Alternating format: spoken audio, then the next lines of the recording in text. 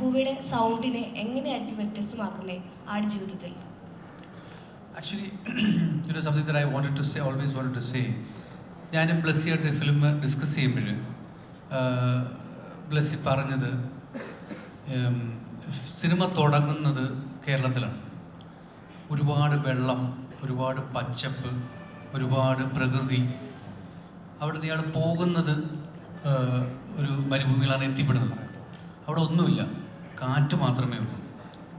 വരണ്ട ജീവിതം അവിടെ അദ്ദേഹം കടന്നു പോകുന്നത്.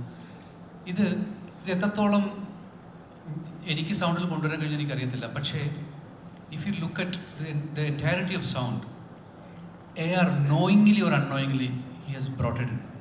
As ഈ cinema first half of the film, if you look at the score, it is completely different film altogether. Look at the sound of it.